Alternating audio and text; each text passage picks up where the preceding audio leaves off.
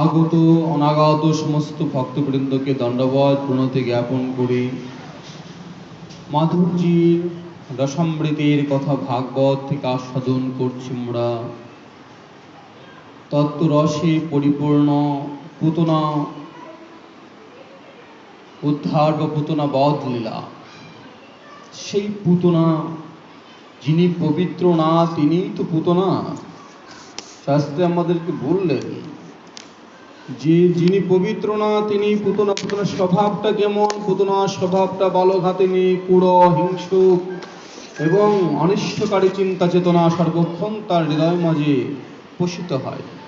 সেই পুতনা পুতনা নিজের অবয়বকে ঢেকে মোহিনী রূপ ধারণ করেছেন।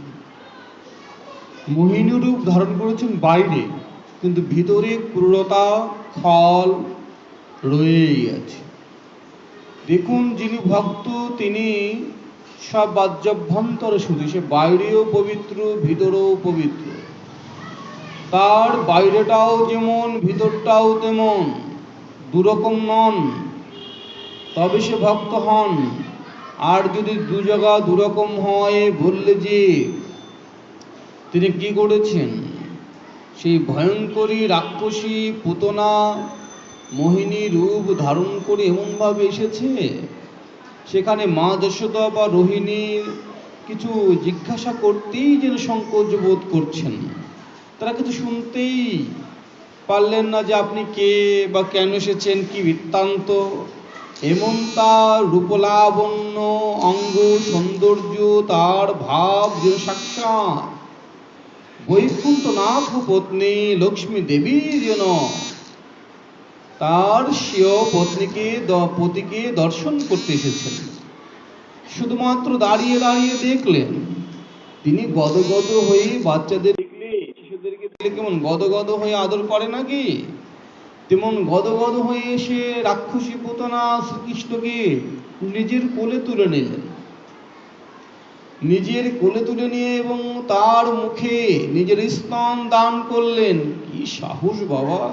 ভাবা যায়? পরের ছেলেকে তুমি দুধ খাওয়াচ্ছ মানে? হ্যাঁ, আপনার ছেলেকে নিয়ে আর একজন যদি স্তন পান করান, বলে সে কি? কিন্তু এমন মোহিনী রূপ ধারণ করেছেন যে সবাই মোহগ্রস্ত হয়ে গেছে, কোনো কথা বলতে পারছে না। বেশ ভালো, তবে সে কি এখানে মাতৃ স্থানীয় কর্ম করেছেন যে তিনি সেখানে মাতৃ যখন স্তন দান করলো, কোনো মতেই যা জীর্ণ হবার নয় এমন মারাত্মক বিষে পরিপূর্ণ তার সেই স্তন। মারাত্মক বিষ স্তনে মাখিয়ে রেখেছে আগে থেকেই, এমন রয়েছে তা। ভগবান রোষযুক্ত হয়ে ভগবান রেগে গিয়েছেন। বলে কেন? যে তুমি কত বড় অহিতকার কর্ম করছো, কত বড় পাপিষ্ঠা, যে তুমি কিনা মাতৃরূপ ধারণ করে তুমি অবুঝ সেই অবোধ শিশুকে তুমি মাতৃস্তন পান করাতে গিয়ে তুমি সে বিষ পান করাচ্ছ। তুমি কত বড় পাপী! যে তো বোঝে না যে অবুধ শিশু মাতৃস্তন দর্শন করলে সে তো দুগ্ধ পান করবে অবলীলাক্রমে শুদ্ধ চিত্ত, আর তাকে কিনা তুমি বিষাক্ত সে বিষ দ্বারা তাকে মারতে চাইছো। ভগবানের বেশ রাগ হয়েছে। রাগ হওয়ারই কথা নয় কি? মা যদি ডাইনি হয় তাহলে কি আর চলে? তাহলে তো ধর্মটাই নষ্ট হয়ে যায়। আর সেই মাতৃ রূপ ধারণ করে সে কিন্তু রাক্ষসীর হয়েও মাতৃরূপ। বেশ ভালো কথা, ভালো কথা। বলে যে এককালে সে তামসিক ছিল, সে সাধুগুরু বৈষ্ণব কৃপায় সে পরে সাত্ত্বিক ভাব উদিত হয়েছে। যেমন তোমরা দেখেছি যে বারবণিতা পতিতা লক্ষ্যহীরা সাধুসঙ্গের ফলে সে মহাবৈষ্ণবী হয়ে গেলেন, কিন্তু সে তো অন্তঃকর্ণ হয়ে গেলেন। আর পুতনা কি করেছেন? পুতনা তো ছল করেছেন। ছল করেছেন, খলতা করেছেন। তাই ভগবান রসযুক্ত হয়ে দুহাতে সজোরে চেপে ধরে, খাওয়াবে, আমায় স্তন পান করাবে, এটা ঠিক আছে, আমিও করে নিচ্ছি। চেপে ধরে তার প্রাণের সাথে তার দুগ্ধ পান, এমন ভাবে গোপাল মানে চুষণ দিয়েছে তার স্তনে, এমন ভাবে চুষণ দিয়েছে, তার মায়ের দুধ খেয়ে দিতে গিয়ে স্তনটা ধরে মনে চুষণ দিয়েছেন যে তখন যে তার সে দুধের সাথে প্রাণকে আকর্ষণ করেছেন একদম। সে দুগ্ধ আকর্ষণের প্রবল টানে পুতনা, আরে বাবা, পুতনার স্থির থাকতে পারছে না, কি এমন করে তো কেউ কোনোদিন, কত জোর বালককেই তো মেরেছি, এমন করে তো কেউ কোনোদিন দুগ্ধ পান করেনি।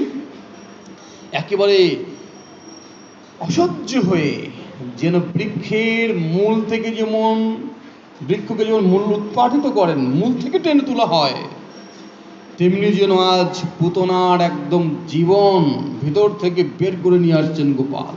অসহনীয় যন্ত্রণা অনুভব করে অস্থির হয়ে চিৎকার করে উঠলেন, ওরে ছাড় ছাড়, আর না আর না, ছাড়, অসহ্য।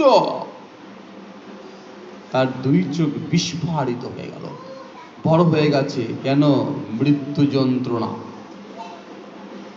বড় হয়ে গেছে। আর্তনাদ করতে লাগলো, সারা শরীরে ঘাম দেখা গেল, হাত পা ছুটে আর্তনাদ করছে, বাঁচাও, ছাড়। তার সেই প্রচন্ড চিৎকার শব্দের অভিঘাতে সব অর্থ পৃথিবী কাঁপতে লাগলো, এমন এমন চিৎকার করছে,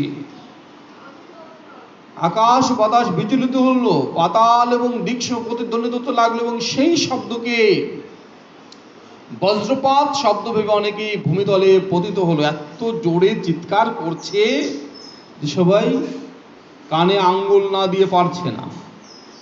হরিবল। মহারাজ পরীক্ষিত এইভাবে সেই নিশাচরী পুতনা স্তন পীড়নে নিতান্ত কাতর হয়ে নিজের প্রকৃতি রূপ, সেই প্রকৃত যে রূপটা, সে কি? সে তো রাক্ষসী, ভয়ঙ্কর রাক্ষসী। প্রকৃত রূপ আর গোপন রাখতে পারলেন না, প্রকৃত রূপ গোপন রাখতে পারল না, তার রাক্ষসী রূপ প্রকাশিত হয়ে পড়ল। হরিবোল। মাগো, ভগবানের কাছে আসলে তোমার স্বরূপ ফুটে উঠবে। অনেক আছে দেখবেন বাড়ি ঘরেও ঝগড়া করে, কিটপিট করে, ও আশ্রমে এসেও তার নিস্তার নাই। এখানে এসেও আমি পালাম না, আমি এতক্ষণ আপনাকে আসলে প্রসাদ দিলই না গোসাইরা, আসতেই দিয়ে দিল। আরে বাবা, মানে একদম ধৈর্য ছাড়া, ধৈর্য নেই, একদম একদম ধৈর্য নেই। মানে তার যে স্বভাব, আমাদের গীত বলে পূর্ব স্বভাবে করে, তার যে স্বভাবটা, সে বাড়িতেও যা, এখানে সে প্রথমে বেশ ভালোই ভক্তভাবটা আপনি একটু বেশ আছে, কিন্তু ওই কিছুক্ষণ যেতে না যেতে মোটামুটি স্বভাবটা তো আর বাড়ি রেখে আসেনি। কারণ নিজে যখন চলে এসেছে তো ওটাও সাথে এসেছে, ও এখানে এসেও সেই ভাবটা তার বেরিয়ে পড়ে। বলে পুতনা যতই মোহিনী রূপ, লক্ষ্মী রূপ, দেবী রূপ যতই ধারণ করুক না কেন, ও ভগবানের কাছে যেই এসেছে সেই তার স্বরূপ বেরিয়ে গেছে। জয় নিতাই হরিবোল। স্বরূপ বেরিয়ে গেছে। দেখুন, এই স্বরূপকে বলে প্রকৃত রূপ আর গোপন রাখতে পারল না, রাক্ষসী রূপ প্রকাশিত হয়ে পড়ল। তার শরীর থেকে প্রাণ বহির্গত হলো। সে মুখ বেদন করে এবং হাত পা ছড়িয়ে বজ্রাহত বৃত্রের মতো গোষ্ঠভূমিতে এসে পতিত হলো। সে ছটফট করছে। জয় নিতাই হরিবল। দেখুন, বলে কৃষ্ণ ভক্ত অতএব শান্ত। চৈতন্য চরিতামৃতে প্রথম এইটায় আছে, কৃষ্ণ ভক্ত অতএব শান্ত, অর্থাৎ শান্ত না হলে সে কৃষ্ণ ভক্ত নয়। কৃষ্ণ ভক্ত অতএব শান্ত।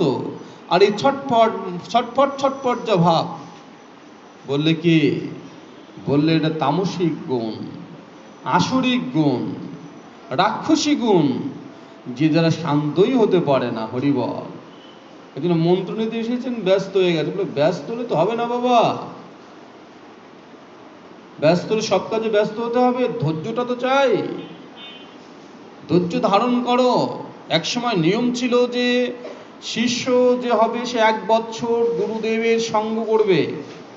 সঙ্গ মানে আসা যাওয়া করবে, গুরুদেবের এখানে আসা যাওয়া করবে, তার ক্রিয়াকর্ম, তার ন্যায় নীতি, তার পাণ্ডিত্য, ধর্ম, তার সব কিছু দেখবে। আর গুরুদেবও সেই শিষ্যের সমস্ত ভাব লক্ষণ ইত্যাদি দর্শন করবে। তারপরে গিয়ে সে গুরুতে শ্রদ্ধা হলে সে বরণ করবে। আর গুরুর যদি বললে তার সেবা ইত্যাদি ভজন ক্রিয়ায় পছন্দ হয়, তবে তাকে ওই যে এখন তো আগে তো 10 টাকা দিত, এখন একটু বেড়েছে আর কি, 50 টাকা 100 টাকা দিয়ে মন্ত্র নেওয়া সারা, পরে গিয়ে আর মন্ত্র শিখে তোলাও সারা বাড়িতে। হরি বল, জয় নিতাই। শিখে তোলা তো সারা, আর মন্ত্র জপ করে না। তো তার ভিতরে তো আস্তে আস্তে এই পুতনা, শ্রী গুরুদেব তো কৃপা করলেন মন্ত্র কর্ণে দিয়ে তাকে পুত করতে, পবিত্র করতে। কিন্তু মাগো আপনি সন্তানকে স্নান করিয়ে দিয়েছেন, ছেড়ে দেওয়ার পরে কিছুক্ষণ যাওয়ার পর ধুলাই গড়া করে দিচ্ছে। মায়ের দোষ কি? জয় নিতাই। মা তো ঠিকই দিব্যি, তাকে মা একদম ছেলেকে সুন্দর করে স্নানাদি করিয়ে পাউডার মাউডার মাখিয়ে কাদের টিপ টিপ দিয়ে সুন্দর করে দিয়েছে। কিন্তু ও তো কি করেছে? যেই বালকদের দেখেছে সঙ্গে মিশেছে, সঙ্গ দোষে সঙ্গে মিশে সে ধুলাই গড়া করে দিচ্ছে। হরি বল। বললে গুরুদেব তো পুতই করতে চান, পবিত্রই করতে চান, কিন্তু গুরু প্রদত্ত যে মন্ত্রটা সে যদি নিত্য জপ না করে, আমাদের যেমন নিত্য স্নান, নিত্য আহারে দেহ শুদ্ধি হয় এবং দেহ পুষ্টি হয়। স্নানে শুদ্ধি হয় আর আহারে পুষ্টি হয়। কিন্তু যদি জপ না করে, বললে তার আত্মা দিনে দিনে দুর্বল হয়। জয় নিতাই। ঠিক তেমনি মহারাজ, পুতনার দেহ মাটিতে পড়ার সময়ে, যখনই পুতনার দেহটা পড়েছে, 6 ক্রোশ জায়গা, 6 ক্রোশ অর্থাৎ 3 কিলোমিটারে 1 ক্রোশ, 2.5 মাইল একই ছিল, তাহলে সে 18 মাইল, 18 কিলো, মন 6 ক্রোশের মধ্যকার সমস্ত কাজ ভেঙে ফেললো। ওরে বাবা রে, সে কি দেহ গো! এই আশ্চর্যজনক ঘটনায় সকলেই অত্যন্ত বিস্মিত হয়েছিল। অত্যন্ত, তার বিশাল দেহটি ছিল অত্যন্ত ভয়ঙ্কর দর্শন। মুখে তার দাঁত কেমন ছিল বলে, লাঙ্গলের ইশার মতো দাঁত। লাঙ্গলের ইশ তো আর দেখেনি এরা, সে লাঙ্গলের ইশের মতো সেই দাঁত। নাসার যে ছিদ্র, যেন পর্বতের গহ্বরের মতো বিশাল। 18 মাইল যদি কারো দেহ হয়, তাহলে কেমন হতে পারে আর কি ভাবুন। তার স্তন্যদয় ক্ষুদ্র আকৃতির পর্বত, ক্ষুদ্র পর্বত আকৃতি। ওরে বাবা রে! পিঙ্গল বর্ণের চুল চারদিকে ছড়িয়ে পড়ায় তাকে আরো ভীষণ লাগছিল, ভীষণ রূপ। কঠোর প্রবিষ্ট তার চোখ দুটি যেন গভীর অন্ধকূপ। তার জঘন্য দেশ নদীর উঁচু দুরারহ তটের মতো। তার 2 হাত উরু এবং পা নদীর উপরে রচিত সেতুর মতন, এবং উদর মানে পেট জলশূন্য হ্রদের মতো মনে হচ্ছিল। এত বড়! পুতনার উৎকট চিৎকার শুনে পূর্বেই তো গোপগোপীগণের হৃৎপিণ্ড, কান এবং মাথা বিদীর্ণ হওয়ার উপক্রম হয়েছিল। জয় জয় নিতাই গৌর সুতনাথ।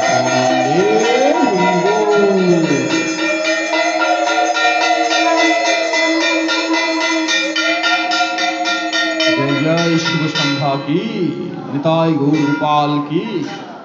এখন তার সেই করালো শরীরটি দেখে তো সমস্ত গোপ গোপীগণ, ওরে বাবা, এ কি গো! সে ভীত হয়ে পড়লেন। এরপর গোপীরা দেখতে পেলেন সেই রাক্ষসীর বুকের উপর বালক শ্রীকৃষ্ণ নির্ভয়ে খেলা করছেন। ভয় নেই। কি ভয় আছে নাকি আপনাদের কৃষ্ণের? অভয় দাতা। বললেন যে চরণ শরণ গ্রহণ করলে ভয় দূরে যায়, আর সে যদি ভয় পায় তাহলে কি হয়? সে নির্ভয়ে খেলা করছে তার বুকের উপরে। তখন তার ভয়ে এবং বিস্ময়ে ব্যাকুল হয়ে তারা খুব দ্রুত গিয়ে সেখান থেকে নামিয়ে আনলেন গোপগোপীগণ। জয় নিতাই হরি বল। তারপর যশোদা এবং রোহিণীর সঙ্গে তারা গোপুচ্ছ ভ্রমণ প্রভৃতি বিভিন্ন আচারে, অর্থাৎ বালক কৃষ্ণের ওই যে কি বলে নজর লেগেছে, মায়েরা বলে না, বাচ্চাদের নজর লেগেছে, তখন ষাট তাদের ক্রিয়াকর্ম করে, তো তাই গোপুচ্ছ মানে গরুর লেজ ধরে ঘুরতে হবে এমন সমস্ত রক্ষা বিধান করলেন। নারায়ণ নারায়ণ করে ঝেড়ে দিলেন। প্রথমে তারা তাকে গোমূত্রের দ্বারা স্নান করালেন। এই যে আপনারা যে অভিষেক করেন, গোমূত্রের দ্বারা স্নান করালেন বলে কি বলছেন, এমন যে এখন বিজ্ঞানীরা রিসার্চ করে বলছে, আরে বাবা আমাদের বৈদিক ঋষিরা বহু আগেই বলে গেছেন, ভাগবতে বলেছে, আপনার এক বালতি জলের ভিতরে যদি আপনি মানে এই বোতলের মুখের এক চামচ এক মুঠকে যদি ওই মূত্র যদি ওখানে প্রদান করেন, ওই ডেটলের থেকে অধিক ক্রিয়াশীল, জীবাণুনাশক, হরি বল। আমাদের বৈদিক ঋষিরা, সে আমাদের তো ডেটল ছিল না, বৈদিক ঋষিরা বহু আগে থেকেই তারা জানতেন এবং ফর্মুলা ছিল। কেন হিন্দুরা গোময় দ্বারা ভূমি লেপন করেন, মানে গোবর দ্বারা উঠোন লেপে আর কি। গোময় দ্বারা কেন ভূমি লেপন করেন? গোময়ের এমন এক ক্ষমতা আছে গোময়ের, যে তার দ্বারা ভূমিতে যদি কোনো জীবাণু, এক কথায় আগে বলতো যে করলে পরে বাড়ি ওই দোষ থাকে না, যদি ভূত প্যাত একটা ইটি থাকে ওর লেপলি পরে আসে না, ইত্যাদি ইত্যাদি, এমন একটা কথা ছিল। মূলত কি জীবাণুনাশক। গোময় দ্বারা লেপন করলে ভূমিতে জীবাণু হতে পারে না, সেই জীবাণুটা নাশ হয়ে যায়। মায়েরা খুব ভোরে আগে ছিটা দিত না গোবরের, সে ছিটা, হ্যাঁ বলছে সূর্যটা বরাবর দিতে নাই, বলতো তো ছড়া দিত, গোবরের ছড়া ছিটা দিত, হরি বল। এখন সব জায়গা পাকা হয়ে গেছে, এখন তো সব বালাই নেই, এখন ডেটল কেন টাকা দিয়ে ঘন, হ্যাঁ হরি বল, জয় নিতাই। বলছে যে তেমনি গরুর খুঁড়ির ধুলি দেখুন, গরুর খুঁড়ির ধুলি লেপন করলেন। গরু হেঁটে গিয়েছে যে জায়গা দিয়ে, গরুর খুঁড়ে যে ধুলি, সেই ধুলিটা এনে লেপন করলেন। এমন আছে যদি কেউ প্রতিদিন আধ ঘন্টা 30 মিনিট যদি কেউ গরুর সঙ্গে থাকে, বিবিধ সেবা আদি করে, গোসেবা করে, তার অনেকাংশে অনেক রোগ কম হয়, তার দীর্ঘ আয়ু প্রাপ্তি হয় গোসেবার সঙ্গে যদি কেউ যুক্ত থাকে। আর আমাদের ভাগবতে স্পষ্ট বললেন ভগবত সেবা, বলে ভগবত সেবা, নাম সেবা, বললেন যে ভক্ত সেবা, ভাগবত সেবা এবং গোসেবা সমান সেবা, একই পুণ্য। যে ভগবানের ফুল তুলসী দেয় তার যে পুণ্য, আর যে গরুর গোবর ফেলায় তারও একই পুণ্য। জয় নেতা হরি বল। মাগো আমি পূজারি আর আমি গরুর রাখাল, একদম ছোট করা হয়নি। বললেন তখন তারা দাদু সঙ্গী ভগবানের কেশব প্রভৃতি গোময় তিলক অঙ্কন দ্বারা রক্ষা সম্পাদন করলেন। পরে গোপীরা আসমন করে আজও প্রভৃতি একাদশ বীজমন্ত্রের দ্বারা পৃথক ভাবে নিজেদের অঙ্গন্যাস এবং করন্যাস করলেন এবং শিশু কৃষ্ণের সর্বাঙ্গে বীজন্যাস করলেন। এইভাবে তারা বীজন্যাস করেছিলেন। অজ মানে জন্মরহিত, ভগবান তোমার চরণদয় রক্ষা করুন। মণিমান জানুদয় যজ্ঞ পুরুষ উদয় উচ্যুত কোটিদেশ হয়গ্রীব উদর কেশব হৃদয় এইসব অক্ষিস্থল ইনি সূর্যদেব কণ্ঠ বিষ্ণু বাহুযুগল উরু এমন করে শুদ্ধ করলেন সমস্ত দেহটা। ঈশ্বর তোমার মস্তক রক্ষা করুন, সমস্ত দেহ। চক্রধারী ভগবান তোমার অগ্রভাগে, গদাধারী শ্রীহরি পশ্চাৎ ভাগে, যথাক্রমে ধনু এবং অসি ধারণকারী ভগবান মধুসূদন এবং অর্জুন দুই পার্শ্বে, শঙ্খধারী উরগায় চার কোণে, তারখা মানে গরুর বাহন, এমন করে সবাই তোমাকে রক্ষা করুন। কি সুন্দর দেখেছেন? রক্ষা করার মন্ত্রটা ভাগবত রয়েছেন। এই মন্ত্রগুলো উচ্চারণ করেও যদি নিজের সন্তানকে যদি ঝেড়ে দেয় তো একদম অকল্যাণ চলে যাবে। ঋষিকেশ তোমার ইন্দ্রিয় সমূহ, নারায়ণ প্রাণ সকল, এমন করে পৃষ্ঠে তোমার বুদ্ধি সবকিছু রক্ষা করুন। খেলার সময় তোমায় গোবিন্দ এবং শয়ান অবস্থায় তোমাকে মাধব রক্ষা করুন। বাহ! দেখুন এই সময় বললে ভগবানের এই নামগুলো বললেন। গমনকালে তোমায় ভগবান বৈকুণ্ঠ এবং উপবেশনের সময় শ্রীপতি রক্ষা করুন। ভোজনকালে তোমায় সর্বগ্রহ ভয়ঙ্কর, সকল গ্রহের ভীতিজনক যে যজ্ঞভোক্তা ভগবান তোমায় রক্ষা করুন। ডাকিনীগণ রাক্ষসী সমূহ, কুষ্মাণ্ডা প্রভৃতি শিশুদের ক্ষতিকারক গ্রহ সকল, ভূত প্রেত পিচাস যক্ষ রাক্ষ বিনায়ক কটরা রেবতী জ্যেষ্ঠা পুতনা মাতৃকা প্রভৃতি যারা অশুভ শক্তি, শরীর প্রাণ তথা ইন্দ্রিয় সমূহের ক্ষতিকারক উন্মাদ, আপসমার মানে মৃগী প্রভৃতি রোগ, স্বপ্ন দৃষ্ট মহৎপাত সকল মানে স্বপ্ন থেকে মানে মাঝে মানে হয়ে ওঠে, আটকে ওঠে স্বপ্ন থেকে, বৃদ্ধ গ্রহ এবং বালক গ্রহ প্রভৃতি যাবতীয় অনিষ্টকারক পদার্থ ভগবান বিষ্ণুর নাম গ্রহণে সন্তপ্ত হয়ে দূরে পলায়ন করুক, বিনাশ প্রাপ্ত হোক। আমার যখন খুব ব্যথা ইত্যাদি, তখন বললাম যে এত ব্যথা, তা আয়ুর্বেদে তখন একটা মন্ত্র থাকবে, আয়ুর্বেদে বাতের উপর একটা মন্ত্র থাকবে। তা খুঁজে আয়ুর্বেদ থেকে বাতের একটা মন্ত্র দেখলাম। হ্যাঁ, ওখানে মন্ত্রটার অর্থমন ছিল যে হে ভগবান, এই বাত পিত্ত এই যে রোগ সব দূরীভূত করে বলে বৃক্ষে গমন করুক, বৃক্ষে গমন করুক, সুস্থ সুন্দর দেহ প্রদান করো এবং যাতে তোমার সেবা করতে পারে। আমি মন্ত্রটা তখন বেশ পাঠ করেছি। ভালো হয়ে গেলে তার মানুষ ওষুধ খায় না, রুগী যেমন ওষুধ খায় না ভালো হয়ে গেলে, ওই তেমনি আর কি, এখন আর পাঠ হয় না। বললেন শ্রী সুখদেব বললেন, মহারাজ পরীক্ষিত, এইভাবে শ্রীকৃষ্ণের প্রতি বাৎসল্য স্নেহপাশে বদ্ধ গোপীরা তার রক্ষা বিধান করলে মাতা যশোদা তাকে নিজ স্তন পান করালেন এবং শয্যায় শুইয়ে দিলেন। হরিবল! এই তো বড় আনন্দ। মায়ের কোলে আসলে সন্তানের আর ভয় নেই, আছে নাকি? মায়ের কোলে আসলে আর কোনো ভয় নেই। এই সময় নন্দ মহারাজ তার সঙ্গী গোপগণকে নিয়ে মথুরা থেকে গোকুলে ফিরে এলেন এবং এসে ওরে বাবা, ওই দেখে নন্দ মহারাজ এই তো তারা নিজেদের মধ্যে বলা বলি করতে লাগলেন, দেখো বসুদেব মিথ্যা বলে নাই, দেখেছো? ওই বসুদেব বলেছিল না তুমি তাড়াতাড়ি ফিরে যাও গোকুলে ইদানিং বহু উৎপাত দেখা যাচ্ছে, ফিরে যাও। তাহলে বসুদেব তো দেখা যাচ্ছে ঋষিকল্প হয়ে উঠেছেন, অথবা কোনো ঋষি বসুদেব রূপে জন্মগ্রহণ করেছেন, কিংবা তিনি যোগী পুরুষ যোগসিদ্ধ লাভ করেছেন, নয়তো বহু পূর্বজন্মে তিনি যোগী মহাপুরুষ ছিলেন। তিনি যেমন বলেছিলেন ব্রজিত সেই রকম উৎপাত শুরু হয়েছে দেখা যাচ্ছে।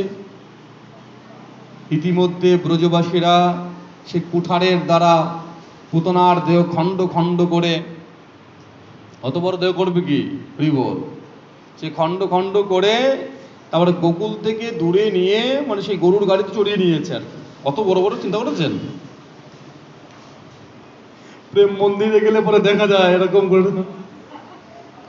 মানে সেই লাইটিং করা রয়েছে, সে রাত্রির বেলা সেই পুতনার এমন চেহারা করেছে যে কেউ দেখলে ভয়ে হেরবাদ করবে, এরকম করে পুতনা আহা এরকম করছে, এরকম লাইট এরকম করে জ্বলছে বৃন্দাবনে প্রেম মন্দিরে। যারা নিয়ে গেছে তারা দেখেছে, দেখবো রে বাবা সাক্ষাৎ পুতনাই মনে শুয়ে আছে, এমন একটা ব্যাপার। জয় নিতাই বললে যে তখনই তারা কি করেছে, তাদেরকে নিয়ে কাঠের চিতায় তুলে দিলেন। তার দেহ পুড়তে থাকলো, তার থেকে যে ধূম হলো, দেখুন কথাটা কি, তাদের ধূপের সুগন্ধ পাওয়া যাচ্ছিল। রাক্ষসী পুতনা, তার দেহ থেকে তো পচা গন্ধ পাওয়ার কথা, ভালো ঘাতেনি। কিন্তু এতকালের সব পাপ তাপ সবকিছু তো গোবিন্দ নিজ গুণে কৃপা করে শুধু স্তন পান করে তার জীবনটাকে বের করে নেয়নি, তার সমস্ত অশুভ সবকিছুকে তিনি গ্রহণ করে নিয়েছেন। বলে হবে না কেন? ভগবান তার দুগ্ধ পান করার সঙ্গে সঙ্গে তার সমস্ত পাপ নষ্ট হয়ে গিয়েছিল, দেহটিও পবিত্র হয়ে গিয়েছিল। পুতনা তো রাক্ষসী, তাই তো ছিল। শিশু হত্যা, তাদের রক্তপান, এই তো ছিল তার কাজ। ভগবানকেও সে হত্যা করার উদ্দেশ্যে স্তন্য পান করেছিল। ভালোভাবে গিয়েছিল কি? আপনারা যেরকম ভালো মন নিয়ে এসেছেন তার কাছে, তার কথা শুনবেন, ভগবানকে দেখবেন, শুনবেন, এই মন নিয়ে এসেছেন শুভব্রত করে। কিন্তু পুতনা কিন্তু শুভব্রত করে যায়নি। পুতনার মনে ছিল কি, অনেকে আসে না মন্দিরে, খারাপ স্যান্ডেল পরে এসে এদিক ওদিক থেকে খারাপটা ডেকে ভালোটা নিয়ে চলে যায়। জয়নেও একরকম পুতনা, কারণ সে অনিষ্ট করতে এসেছে। আসে নাকি এমন জয়নের? তাই হরি বল। এমন যে যাদের ভাব, বললেন যে যে তাদের গোবিন্দ কি করেছেন, যে পুতনা তো রাক্ষসী, তবুও ভগবানকেও সে হত্যার উদ্দেশ্যে স্তন্য পান করিয়েছিল। তা সত্ত্বেও সে সৎপুরুষদের যে পরমগতি হয়ে থাকে তাই লাভ করেছিল। সুতরাং যারা মায়ের মতো প্রকৃত স্নেহ এবং অনুরাগ নিয়ে আহার, যারা মায়ের মতো প্রকৃত স্নেহ, মা যেমন সন্তানকে টেনে নেয় বুকে, মা যেমন আদর করে, স্নেহ করে, অনুরাগ নিয়ে, শ্রদ্ধা এবং ভক্তির সঙ্গে নিজেদের প্রিয়তম বস্তু অথবা তার প্রিয় বস্তু সেই পরমাত্মা শ্রীকৃষ্ণকে সমর্পণ করেন। ও গোপাল সোনারে, তুই কি দেব আমি তোকে বাবা? এই তো যা জুটিয়েছি তাই তুমি খাও, এতেই সন্তুষ্ট হও সোনারে আমার বাবা জাদুধন, খাও, আবার কালকে পারলে এর থেকে ভালো কিছু দেব। মায়েরা সবসময় কি সন্তানকে প্রবোধ দিয়ে রাখেন, বলে না যে খেয়ে নাও, চাঁদ দেবো, কোনদিন দিতে পারবে না তো বালককে, জানে যে আমি চাঁদ দিতে পারবো না, কিন্তু পেটটা ভরলে পরেই মায়ের আনন্দ। হরি বল। মা মিথ্যা কথা বলেও সন্তানকে সে কি খাওয়ায় না? মা খাবে না তো, এই তো ওই দেখো, ওই যে বিড়াল আসবে, এই তো দেখো দেখো তোমাকে নিয়ে যাব, কিছুই করবে না। কিন্তু মার ইচ্ছা কি, ওর উদর ভর্তি হলেই মায়ের শান্তি। হরি বল। বললে তেমনি প্রিয়তম বস্তু, ভক্তির প্রিয়তম বস্তু সে কৃষ্ণ অর্পণ করেন। বলে কেন? সম্বন্ধ লয়া ভজে তারে কৃষ্ণ নাহিতে আছে, আর সব মরে অকারণ। তারা সম্বন্ধ নিয়ে ভজে। সম্বন্ধ কয়টা বাবা? প্রধানত চারটা: দাস্য, সখ্য, বাৎসল্য আর মধু। এই চারটা ভাবের যে কোনো একটা ভাবে তো ভাবুক হতে হবে। জয়নিতা, একটা ভাবে ভাবুক তো হতে হবে। যখনই বাৎসল্য রসে ডগমগ তনু মধুসূদার ভাবে ভাবিত হয়ে যখন সেই গোপালকে নিজের মতো করে নিয়ে ভালোবাসলেন, তবে না হবে?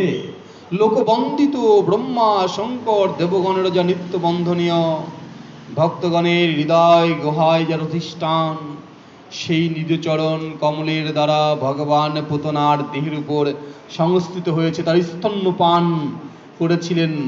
সৌভাগ্য পুতনার, সৌভাগ্য নয় কি যে তার উপরে ভগবান তার স্তন পান করেছেন, তার দেহ স্পর্শ করেছেন, তার দেহের উপরে বিহার করেছেন। কি সুন্দর করে! আমার বক্ষ যদি নদিয়া হইত, আমার গৌর সোনা নেচে বেড়াইতো। আমার বক্ষ যদি নদিয়া হইত, ওই নিতাই সোনা নেচে বেড়াইতো। বলে হরি হরি বলে তারাই আমার বক্ষ মাঝে নেচে বেড়াইতো। আনন্দ কোথায়? তাই পুতনার দেহে চন্দন ধূপের গন্ধ হবে না, হবে কি আমার দেহে গো? জয়নিতাই হরিবোল। সে রাক্ষসী হলেও এই জন্যই জননীর যোগ্য অতি উৎকৃষ্ট গতি লাভ করেছিলেন। এখানে প্রশ্ন করেছেন যে রাক্ষসী হয়ে সে ধাত্রীগতি প্রাপ্ত হলো কি করে? বললে যে দেখুন তত্ত্বরসিকগণ কি সুন্দর রস করে বলছেন। দেখুন নিমন্ত্রণের প্রথম বৈঠকে গেলে একটু খাওয়া দাওয়া বেশি হয় নাকি? যেতেই দেয়, প্রথম বৈঠক তো। তেমনি গোবিন্দের কৃপার প্রথম পাত্ররূপে পুতনাই গমন করেছিলেন। পুতনার আগের কেউ যায়নি। তাই পুতনা তাকে মাতৃভাব ধারণ করে বিষ দিয়ে হত্যা করতে গেলেও গোবিন্দ তাকে কৃপাটা একটু বেশি করেছিলেন, তাকে ধাত্রীগতি প্রদান করেছিলেন। তাই বললেন সে রাক্ষসী হলেও এই জন্যই জননীর যোগ্য উৎকৃষ্ট গতি লাভ করেছিল। সেক্ষেত্রে ভগবান সানন্দে যাদের দুগ্ধপান করেছিলেন সেই গাভী ও মাতৃগণের আর কথা কি? ভগবানের প্রতি বাৎসল্য স্নেহ বেশি বসে ব্রজমাতা এবং গোমাতাগণের স্তন দুগ্ধ আপনা হতেই খরিত হতো, এত বাৎসল্য ভাব। আর কৈবল্যাদি সকল প্রকার মুক্তি যিনি কটাক্ষ দান করতে সমর্থ, সেই দেবকী পুত্র রূপধারী ভগবান তার যথা অভিলষিতভাবে পান করাতেন। রাজন সে সকল ব্রজগোপী এবং গোমাতা যারা ভগবানকে নিত্য নিরন্তর নিজ সন্তান রূপেই দেখেছেন এবং তদ অনুরূপ আচরণ তার প্রতি করেছেন, বাহ, তাদের আর জন্ম মৃত্যু চক্ররূপ সংসারে আবর্তিত হতে হয়নি, প্রশ্নই নেই। কারণ সংসার তো অজ্ঞানের কারণেই হয়ে থাকে। আর তারা যখন গোবিন্দকে দর্শন করেছেন, গোবিন্দ সঙ্গ করেছেন, অজ্ঞানতা তাদের